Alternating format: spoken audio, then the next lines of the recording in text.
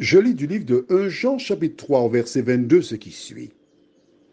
Quoi que ce soit que nous demandions, nous le recevons de lui, parce que nous gardons ses commandements et que nous faisons ce qui lui est agréable. Prions. Notre Seigneur et notre Dieu, nous nous réjouissons en voyant comment Daniel et ses 3 compagnons se tournèrent vers toi par la prière. Tu as entendu, tu as exaucé. Nous avons vu hier et avant-hier la prière de reconnaissance faite par Daniel. Alors que nous étudions 1 Jean 3, verset 22, que ton esprit nous aide à comprendre ce verset, à le mettre en pratique. Nous t'en prions au nom de Jésus pour ta gloire éternelle. Amen.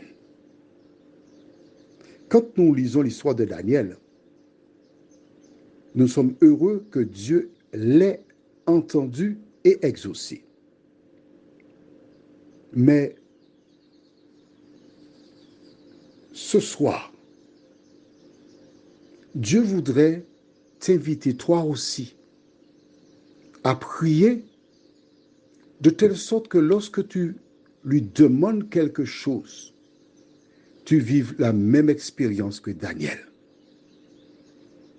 Pourquoi Dieu l'a-t-il exaucé? Dieu peut-il t'exaucer?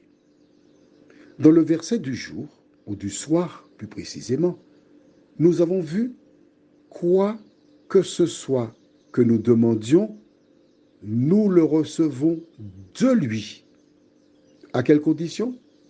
Premièrement, parce que nous gardons ses commandements, et deuxièmement, parce que nous faisons ce qui lui est agréable. Attention, il ne faut pas prier pour demander au Seigneur, Seigneur, donne-moi les chiffres du loto. Il ne peut pas t'exaucer puisqu'il t'a dit c'est la sueur de ton front. Il te faut t'adresser au diable pour cela. Il faut lui demander des choses qui sont utiles et nécessaires.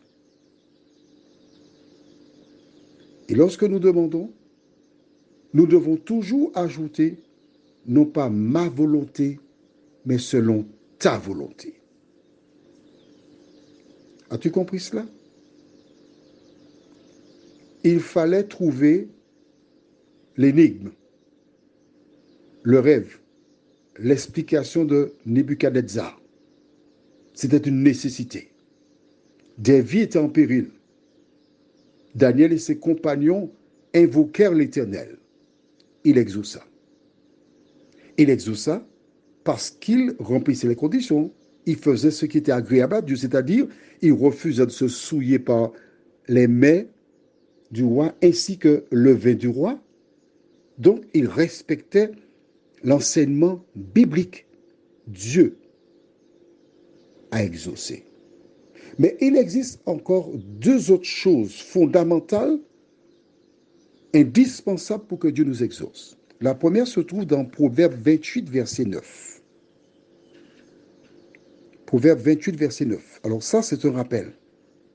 Proverbe 28, verset 9 déclare, Proverbe, c'est juste après le livre de Somme.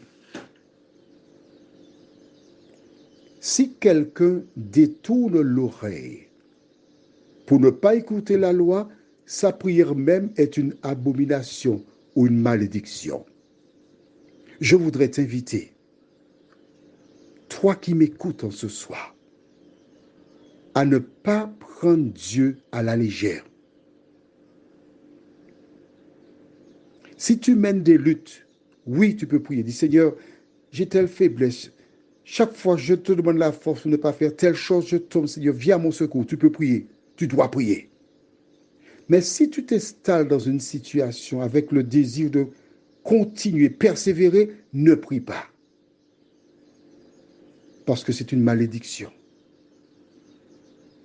La chose indispensable se trouve au même chapitre 28, verset 13.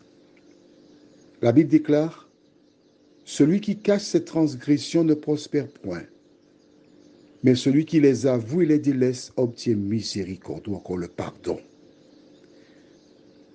Il est indispensable pour toi de faire la paix avec Dieu avant de lui demander quoi que ce soit. Ne fais pas la paix en prévision de « et après tu prévois de repartir ». Non, Dieu connaît ton cœur. Si tu n'es pas sincère, il ne t'exaucera pas. Daniel a appliqué ces principes dans sa vie. Voilà pourquoi Dieu l'exauça. Je me répète, certaines personnes prient depuis des années pour une situation précise. Si Dieu n'a pas encore répondu, c'est parce que le temps n'est pas encore venu. C'est parce qu'il sait ce qu'il y a de meilleur pour toi. Ne désespère pas, prie, mais dis Seigneur, non pas ma volonté, mais ta volonté. Prions. Notre Seigneur et notre Dieu, nous sommes heureux de découvrir qu'il y a des conditions à remplir pour que tu exauces nos prières. Jusque-là, nous pensons qu'il suffisait de prier, mais là, nous savons que nous avons été trompés. Aide-nous, à partir des moteurs de recherche, à chercher les conditions à remplir pour être exaucés dans la Bible. Et si certains, Seigneur, ne trouvent pas la réponse, dans ce cas, qu'ils envoient un message WhatsApp au plus 596 696 88 93 93. Et ensemble, nous pourrons lire et trouver les réponses dans la Bible. Seigneur, merci de veiller sur nous. Nous t'avons prié au nom de Jésus pour ta gloire éternelle. Amen. Je te souhaite une bonne nuit.